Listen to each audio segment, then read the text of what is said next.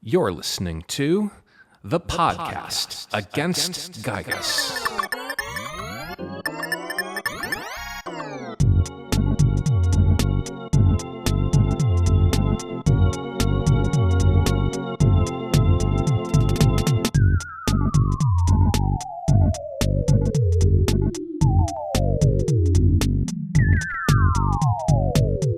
Episode 9, in which our hero makes hay while the sun shines. When Ness and Jeff stormed into the penthouse office of the mayor of Fourside, the fabulously wealthy and powerful Geldegarde Monotoli himself, in a desperate final push to rescue their dear friend Paula from the clutches of some mutant alien kidnapping freak, they were stunned to find two rather unexpected things. The very first was Paula herself, perfectly safe and even in cheerful spirits, sitting beside Monotoli's grand bureau under the Fourside sun setting through the huge window overlooking the city, sipping iced glasses of sweet tea from a pitcher full of Paula's own secret family recipe. "Why, hello there, boys. Come on in and take a load off. Sure took you long enough." "Paula, you're okay." "Oh, of course I am. I've just been passing the day having a little chat with Mr. Monotoli. Sweet tea?" "I'll trouble you for a glass. I can't tell you what 68 flights of stairs will do to one's hydration. Cheers." Ness and Jeff both accepted ice-cold glasses of the sweet stuff from their friend. "Well, I'm glad you're all right. We were so worried when that alien freak kidnapped you." "Oh, why, don't be silly, Ness. I wasn't kidnapped at all." "You weren't?" "Of course not. I let that thing capture me. I thought it'd be easier to get to the big man himself if someone just took me to him directly. And I was right." "But you were screaming. You were terrified." "Oh, good God! How much sugar did you put in this?" "8 cups. Well, of course I pretended I was scared. I had to play the part, now didn't I?" "Well, what happened to the alien then?" "Oh, that old thing. See for yourself." With a little giggle, she pointed to a wall behind the boys, who looked to find a permanent shadow etched on the wall, depicting that same tentacled alien menace, holding up its arms and screaming with a look of terror. And below the shadow, a shoebox-sized pile of dust. They looked to Paula again, who gave the boys a proud smirk, and both boys audibly gulped in dread. "Anyway, Mr. Monotoli isn't so bad as all that. You should hear what he has to say." "Oh, which reminds me, that second unexpected thing was that Mr. Monotoli seemed nowhere to be found. Instead, there was a second man in the private offices, to be true, but he was old, very old, aged to full grandpa. Nothing at all like the dashing, cocky, fabulously wealthy young man Ness and Paula remembered seeing in that newspaper. But then why did Paula keep referring to him as... Wait a minute. Oh, I'm so terribly sorry, children." Ness and Jeff did a double take at the man and gasped, absolutely floored. The old man was Mr. Monotoli. The most powerful citizen in Fourside had positively fast-forwarded to a senior citizen. Wrinkles and liver spots adorned his pale skin, his arms and legs had atrophied to pencil thick, and his silver-white hair hung long and thin over his bald scalp. He took deliberate steps around his office, and his right hand shook a little when he was at rest. He had to be at least 40. "I give up. I'll let Paula return to you at once. I'm sorry I caused you all undue alarm. I don't know what came over me." He rose from his seat and looked out the great window overlooking the city. "Now, the last thing I remember was that horrible boy telling me I could be my old self again, young, handsome, powerful. Well, before I remember even saying yes, I was put under a spell. That evil statue created an illusion in my heart and manifested it outwardly in the city." When only mere minutes ago, Ness was willing to smash everything in Monotoli's office, and maybe even knock a couple of his teeth out to get Paula back, seeing him now, he actually pitied him. "I'm sorry, sir. Is there anything we can..." "Oh, bless your heart, young man. You don't have to feel bad for me. I had a good long life. I mean, now and then I'd daydream what being the mayor would be like if I were a little more authoritarian, like most men do. Just so things would get done faster, you see. But I never meant in a million years to make that daydream come true. The old man took one more look at the setting sun and sighed. But thanks to you, children, the nightmare is over. And whatever comes next, I will take full responsibility. Paula stood up and cleared her throat. That's right, boys. Mr. Monotoli is going to reach into those deep pockets of his and finally make some changes around here for the little guy. The old man regarded Paula with a friendly, weak chuckle. Children, if you weren't already on your mission from God, I'd have a mind to hire Paula here for my brain trust. She's a special young lady, boys. I hope you don't ever forget that. Monotoli returned to his desk and took in a deep breath. Now then, on to your journey. While I was under the spell, I heard messages from some force I couldn't comprehend.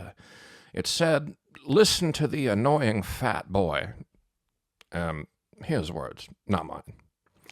And stop Ness and his friends at all costs. It said, "Don't let them go to the great desert in Scaraba. Don't let them find the pyramid." Ness, Jeff, it's true. The next sanctuary spot is somewhere in Scaraba. I've seen it. Just a moment. What do you mean you've seen it? Oh, yeah, we hadn't met you yet. Paula can see the future. Paula rolled her eyes and danced this old boring dance once again, this time for Jeff's benefit. No, she can't control it, so don't ask. Yes, they come true, always. No, she can only see a few seconds at a time. And no, she hasn't seen if they win against Giygas yet. Yes, she'll be sure to let everyone know if and when she does. Jeff well and good brought up to speed on Paula's precognition. She took a moment to once again let the nightmare wash over her, the land of shadow and blood and screams and weightlessness and pain all over, and 3 boys lying dead in front of her, now recognizing one of them in a fine-tailored wintergreen school uniform. Anyway, now that you've freed me from that thing, I'll repay your kindness and do the exact opposite of what it said. I'll make arrangements to take you on my private helicopter across the ocean and straight to Scaraba. Wait, before we go. Paula stood before Ness and Jeff. I didn't get a chance to tell you before. I'm sorry that I've been, but... She stammered in her speech, fidgeted with her fingers, looked down to her shoes, before finally mustering up the effort to blurt out the word so hateful to her. Bossy! Ness and Jeff gasped, like they heard the most profane bad word that would have otherwise been bleeped out on TV. No, Paula, don't say that. You're not... Oh, hush. I've been bossy and you know it. And it's not fair to you. This whole thing must be so hard on you all, and I barely did anything at all to help. Well, not anymore. I want to be a better help. I want to be a better friend to you, Ness, Jeff. Thanks, Paula. That really means a lot to me. Monotoli cleared his throat, reached for a phone on his desk, and dialed a number. Now then, I'll have that helicopter fueled up and ready to go at once. Jeff looked out the window and pointed up. Do you have a second private helicopter? Well, no, you really only need just the one. Why? The 4 of them looked out the window to see Monotoli's helicopter commandeered and flying away from the rooftop helipad. The aircraft hovered in midair, just long enough for its pilot to stick its head out and taunt the 3 children below him. Though it was a good ways up, and though the helicopter motor was pretty loud, none of them had any trouble recognizing neither the smirking, villainous face nor the shrill, irritating voice of Porky Minch. I warned you, Ness, every step of the way. You'll never be rid of me. Porky stuck out his tongue at the 3 kids and flew away in Monotoli's helicopter with a laugh. Oh, nuts! Monotoli, Ness, and Paula watched the thing get smaller and smaller in the sky till no bigger than a speck it disappeared. And with it disappeared their hopes of continuing their journey. But Jeff was hard at work, pacing around the office, tapping his chin with his forefinger, deep in some good thinking. He stopped suddenly and snapped his fingers. Aha! I've got it, by gum! Don't worry, everyone. All is not lost. We'll set a course back to Threed at once. To Threed? But we just... Trust me. I've got it all figured out. Mr. Monotoli, thank you once again for your good intentions. Ness and Jeff stood and shuffled their feet, unsure of what else to say to the friendly old man. Paula grunted and stamped her foot before heading out the office door, yelling at her two friends along the way. Well, what are we waiting for? If we hadn't burnt daylight being all misty-eyed to each other, we'd be in a nice air-conditioned chopper by now. Up and at 'em. Pick up those heels, boys. Let's get a move on.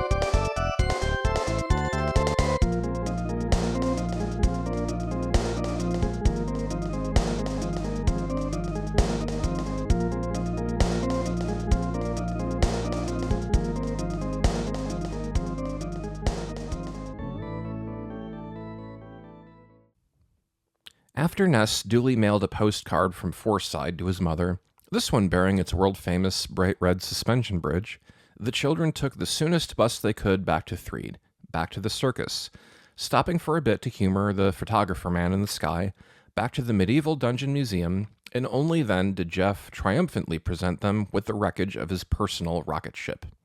Ta-da! We take the Skyrunner! I'll get it up and running in, what is it you chaps from Eagleland say? 2 shakes of a jiffy. 8 hours later, Jeff was still hard at work repairing the great airship. And though he had given strict instructions to Ness and Paula not to leave the room while he worked, to ensure they would be ready to leave immediately upon finishing his work, they were nonetheless able to sneak off no less than twice to sample what the quaint little town of Threed had to offer. Ness found a Threed postcard for his mother, and Paula saw that not only had the zombies taken up residence in the town and were more or less living alongside the Threed's folk in harmony, they had even established a boutique Marmite grocery store and restaurant, and thought it would tickle Jeff pink to surprise him with a jar or two. Jeff was oblivious all the while, still deep in the middle of recounting long and numerous tales of his exploits at his boarding school. Science fairs won, snowball matches won, bangers and mash eating contests won, you know the kind. Ugh, longest jiffy I've ever seen shook twice. Oh, quit your belly aching, you lot. I just have to apply a little more torque to one more... There, ship shape. Jeff triumphantly pushed some buttons on a panel on the ship's hull, and the main entrance doors ejected open, blowing out compressed air. Ness and Paula rose to their feet, stretched their bored arms and legs, and with much relief made their way into the ship. For all the fuss and bother and wait, the Skyrunner ran beautifully. While the initial liftoff was bumpy, like an airplane if you kinda actually do have to put your safety belt on, once airborne, the airship zipped through the sky with next to no turbulence, smooth enough for the children to walk around the spacious ship, feeling as if they were on a stable, fixed floor on the ground. There was plenty of room in the small vessel for a pilot and 2 passengers, and once a course was set for Scaraba and Jeff activated the ship's autopilot, the 3 children sat back and enjoyed a well-deserved break. Jeff prepared tea and cream with thick slices of toast and offered Ness and Paula a sampling of the Marmite that Paula had gifted him before the flight. Ness took a bite and was immediately smitten with the stuff, while Paula spat the stuff out onto her plate with a gag. Jeff tisked and shook his head. Sorry, Jeff. I gave it my best shot. Huh. Philistine. I say, are you going to eat that? A boom shook the ship, knocking the children out of their seats. This was no turbulence. Something hit the Skyrunner. Ness and Paula gave each other nervous looks, and Jeff ran to the control panel, pulling up a video feed. Oh dear. Starmen! Outside the ship, dozens of the frightening alien soldiers gave chase, flying in midair as fast as the Skyrunner could go.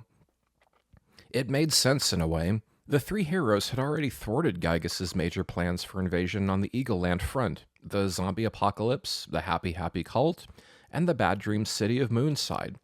It was time for Giygas to send his heavy hitters, his shock troops, and nip these troublesome children in the bud. Stay calm, everyone. I'll man the thrusters with everything the old girl's got. Ness, take control of the shmup system over there. And Paula, go up into the crow's nest and, do what you do.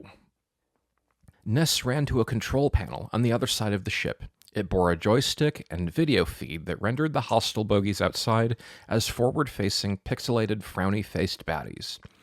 Ness grabbed the joystick and it fit him like a glove. The crosshairs glided around the screen effortlessly in response to Ness's faintest touch.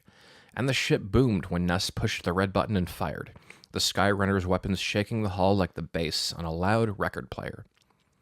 Still, Ness had trouble hitting the advancing starmen, especially as Jeff swerved the ship to and fro to evade the aliens' deadly blasts of pure destructive energy.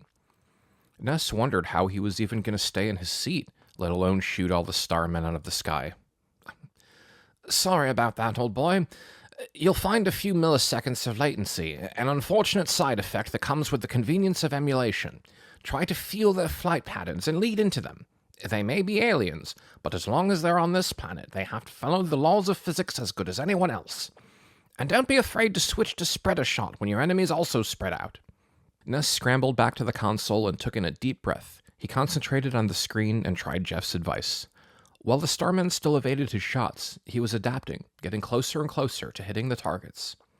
There you are. If you're encountering an especially stubborn baddie, wait till they're close and then unleash a concentrated spread shot. The extra power and surface area combined with the decreased distance it has to travel means it will take more damage faster. It's a gamble, but sometimes it's worth it. One such starman did indeed advance closer to the ship. Ness grunted and trained the crosshairs on it, slamming his thumb on the red button and pumping the alien with everything the ship had. On the screen, Ness saw the baddie explode into pixelated dust, and the ship boomed and vibrated in response, as if to validate Ness's kill. Yes! Rockin'! Good show. Keep it up. And remember, on a certain level, it's just a game. Try to have fun. Paula, meanwhile, buckled up into her seat and pushed a button on the armrest, which propelled the seat up to a hatch outside the Skyrunner. Enclosed in a protective metal mesh fence, Paula held fast onto a brace with one hand and with another brandished her skillet. Her eyes went pure white, and with a ring, she launched her pan from her hand directly into the kisser of an incoming starman. It collided with a satisfying iron bonk and sent the alien careening into others beside him. When the starmen were too far away, she launched her pan, and when they were foolish enough to fly closer to her, she hit them with a psychic death ray of her own, immolating them in seconds and sending them packing. Her tactics kept the invading starmen more or less away from the Skyrunner, and her friends more or less safe. But she could tell it wouldn't be enough to drive them away, or worse, keep them from being followed to the third sanctuary spot. She launched her pan at one more starman, but before she could catch it again, boomerang style, another starman snuck behind the flying ship and fired a blast right at her. She dodged the blast just in time, but failed to catch her pan. She cried out as her weapon slipped from her fingers and careened away from the ship and to the ground. She had little time to mourn the missing skillet, as the starmen broke formation and parted from the middle of their ranks. Another starman emerged from the mob, bigger than the others, taller, shining with a bright silver sheen. Razor-sharp spikes protruded from the alien's shoulders, no doubt an insignia of its higher rank. The other starmen deferred to this one, and even seemed scared of him. And a starman that scared other starmen made Paula positively shudder all over. The Starman Deluxe raised a slippery limb, and his whole body glowed bright yellow. Paula could feel the power from the frightening alien being purely on a psychic level, as if she could already see in her mind's eye the devastation to come. She panicked and pushed the button that sent her seat back from the crow's nest to the Skyrunner. Ness and Jeff noted Paula's return, but barely had a second to acknowledge it before the ship rocked with a massive blast, and the awful sound of metal tearing off metal. In immediate response, the panels buzzed warning signals and flashed red, and Jeff frantically slammed his hands on each one in what looked more like a game of whack-a-mole. "I'm making an emergency landing. Buckle up, everyone. The Skyrunner can take a bumpy landing more than other vessels can, but it won't be pleasant all the same." Ness and Paula did as they were told, and Jeff fastened in as well, as he slammed on buttons and pulled the joystick up with all his might, while on the video feeds the ship fell closer and closer to solid ground. Finally, the Skyrunner crashed.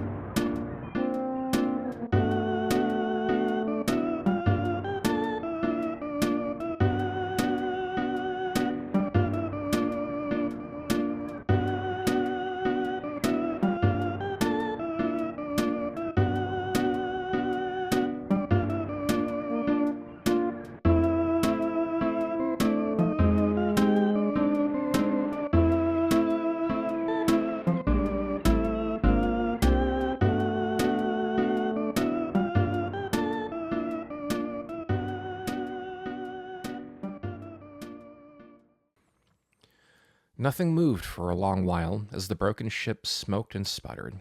The doors released compressed air, and the three children stumbled upside down out of the vessel and onto solid ground, hopelessly dizzy and maybe a little bruised, but otherwise unharmed. They took a moment to get their bearings and take stock of the Skyrunner's damage, and especially their relative undamage in comparison, before Paula whimpered. "They shot my cast iron skillet out of the sky!"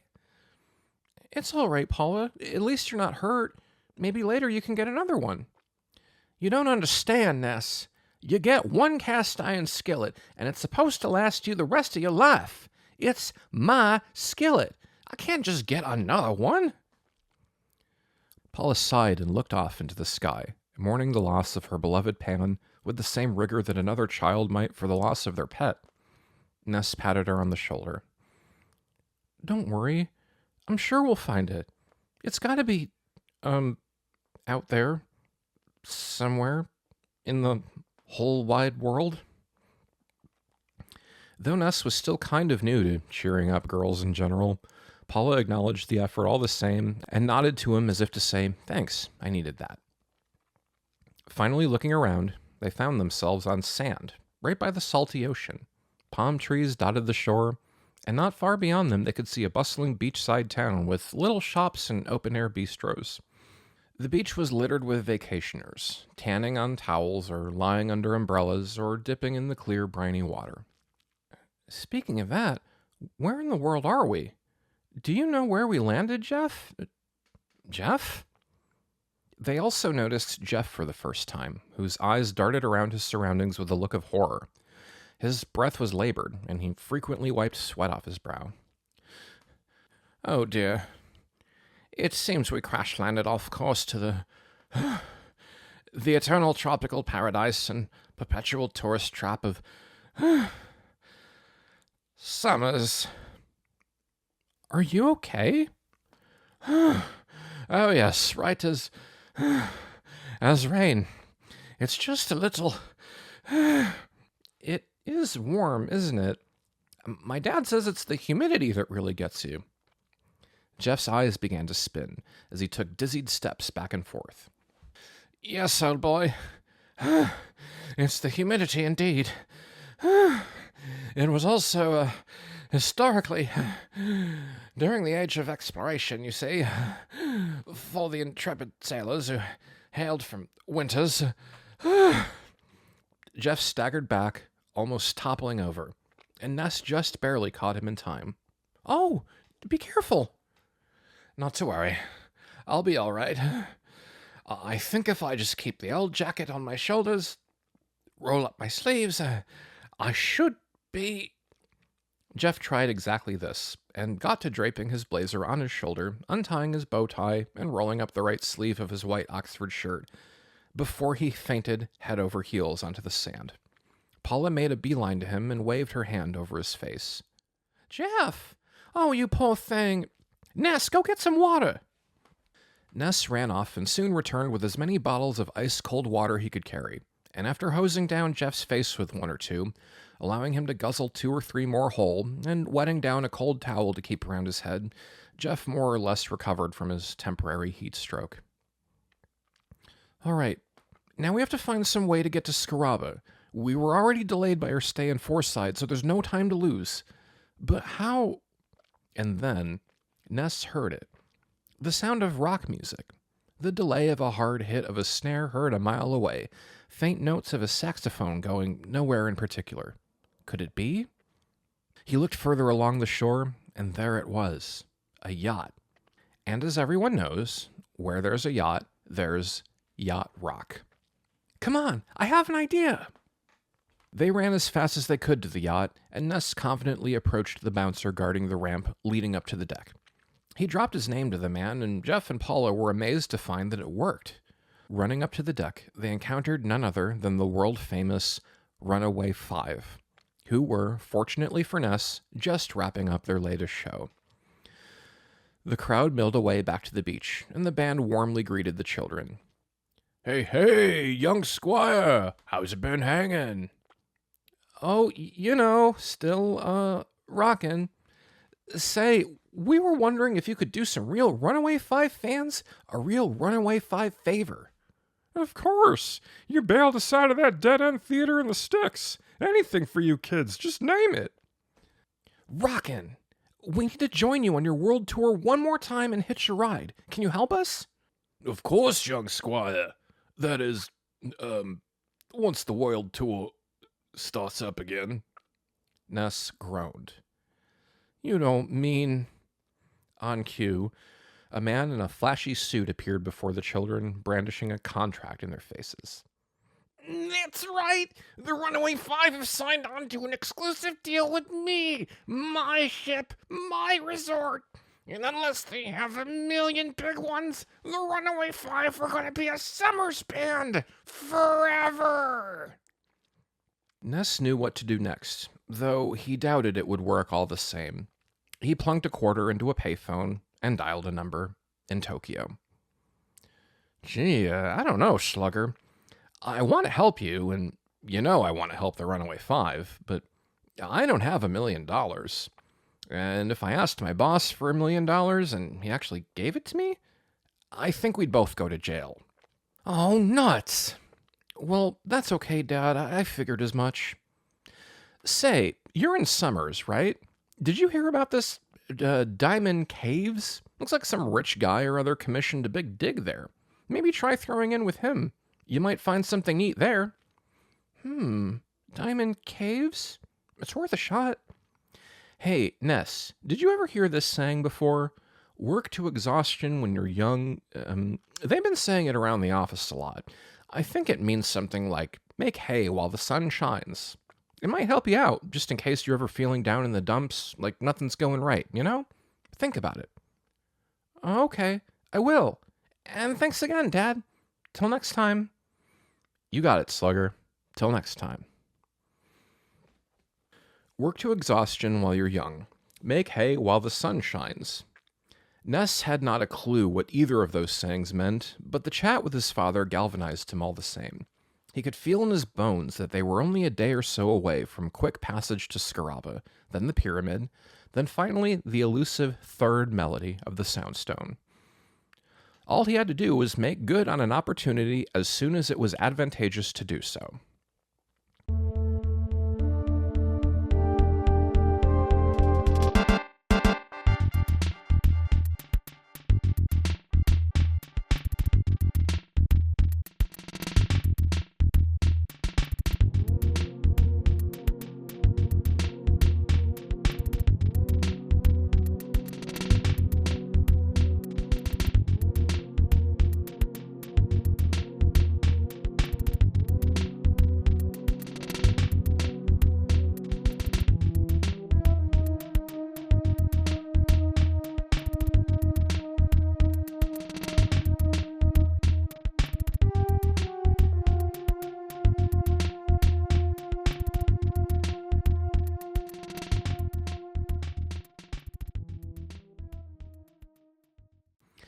It was a couple hours' journey from the summer's resort to the Diamond Caves, which in most cases was a popular excursion spot for visiting tourists and temporary cruise passengers alike, but was now rented out for the weekend by one George Montague, a famous TV personality who was always tangled up in some kind of wild stunt or expedition or other for his worldwide syndicated TV show.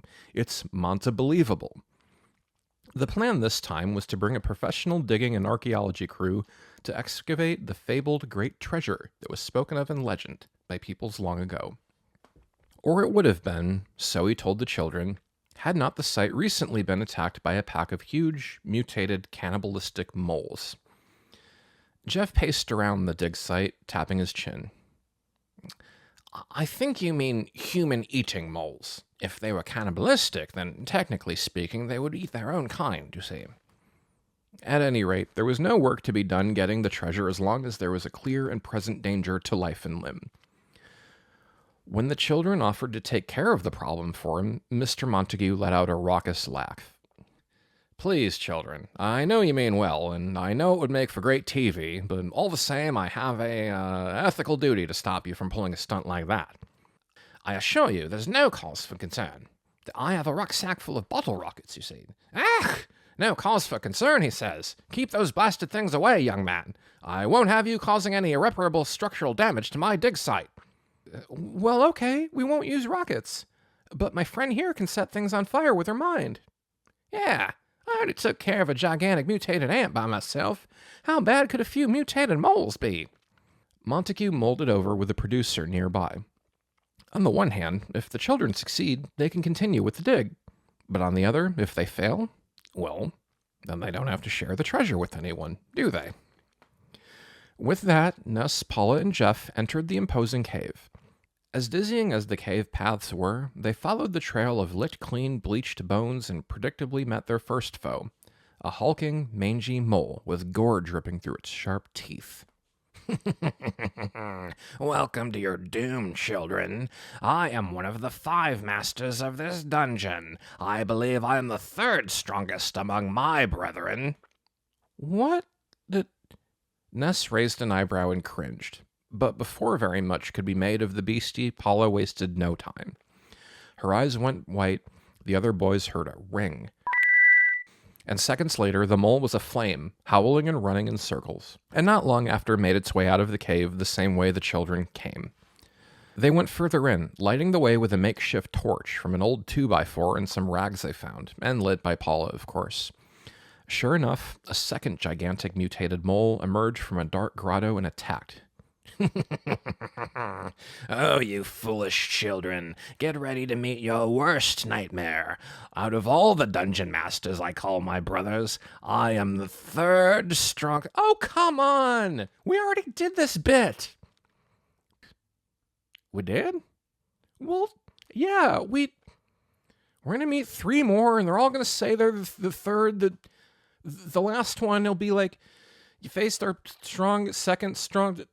who cares? Just roast them already. Paula didn't have to be told twice.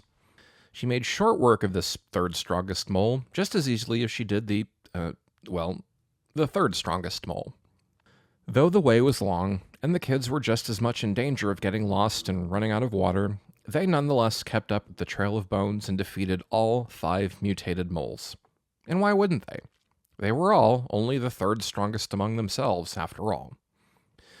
Montague and his crew immediately entered the caves and resumed digging.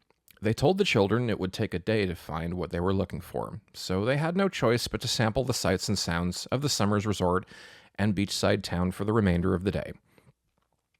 The next morning arrived, and the kids made the trek to the Diamond Caves once again. Montague was positively beaming, as his efforts had succeeded brilliantly.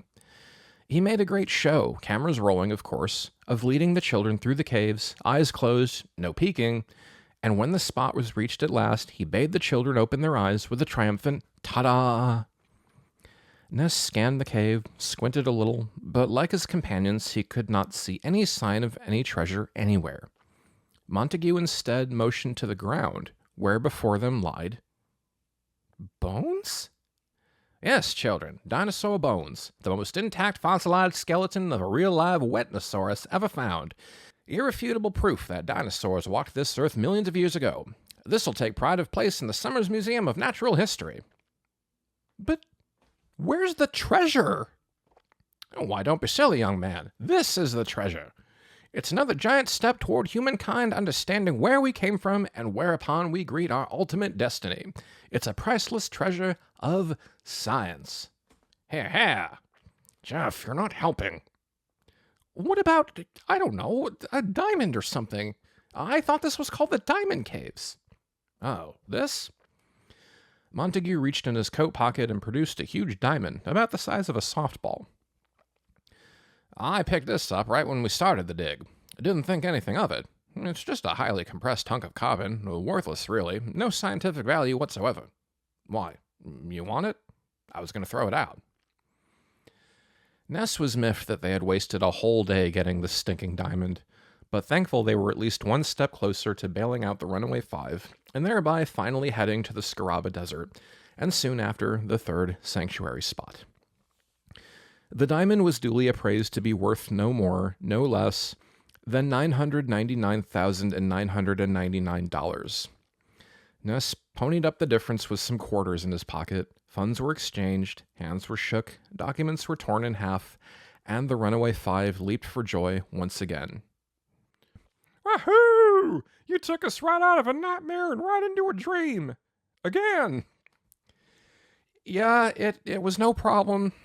So when can we set sail for Scaraba? The Runaway Five looked at Ness like he had just spoken a whole bunch of Dalamese. Scaraba? We're not going to Scaraba, kid. What? What do you mean you're not? The next step on our tour is Fourside. That's totally out of the way. Fourside? Oh, man. Why did we spend so much time bailing you out then? I don't know. We thought you were just being, very, uncommonly generous. To be fair, kid, you never did tell us you were going to Scaraba. Of course we did. That was the very first thing we said. We all definitely said that. We said it like 12 times. Ness frantically looked to his two friends. We did, though, didn't we? Didn't we? An hour later, Ness, Paula, and Jeff looked off from the pier and waved bon voyage with the rest of the Runaway Five's adoring fans as their ship blew its foghorn and sailed away from Summers. Ah, I hate the Runaway Five!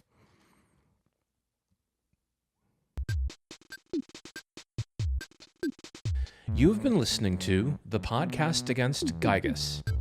The Podcast Against Giygas is an audiobook written and performed by me, Garrett McMahon, based on Earthbound, the Super Nintendo game directed by Shigesato Itoi, with production by William Pulowski and thumbnail design and art direction by David Peters. This podcast stinks. It is also a fan-made project affiliated in no way whatsoever with the Nintendo Corporation or Mr. Itoi. This podcast is free to listen to, ad-free, and always will be. I hope you enjoyed this week's episode, and I'll see you back next Monday. Till next time.